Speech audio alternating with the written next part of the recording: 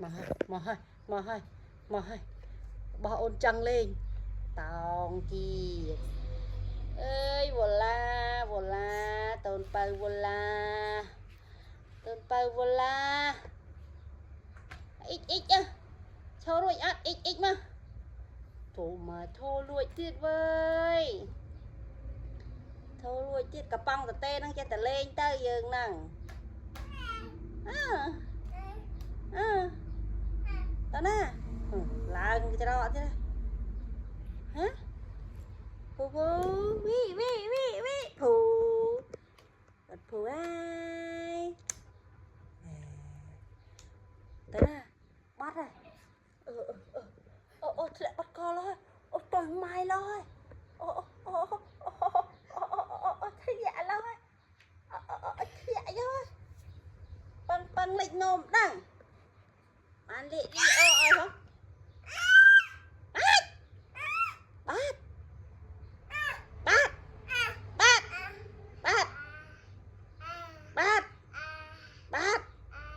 bát bị phú tát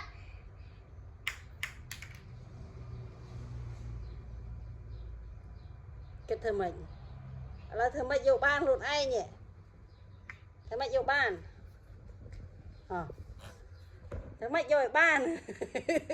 ắt chuối ấy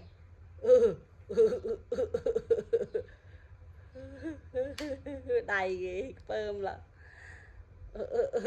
mà chân khâu ôi mà chân khâu bố cần bố cái này nè ơi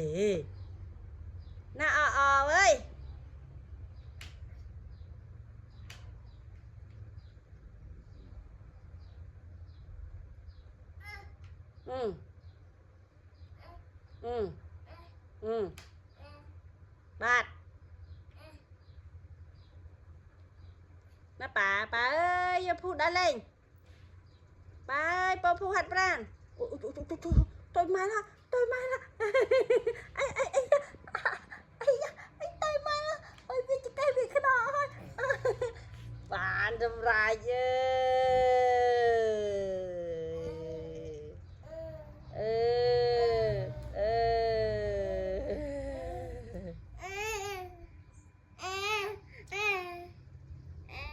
mạ sống á ai mạ mất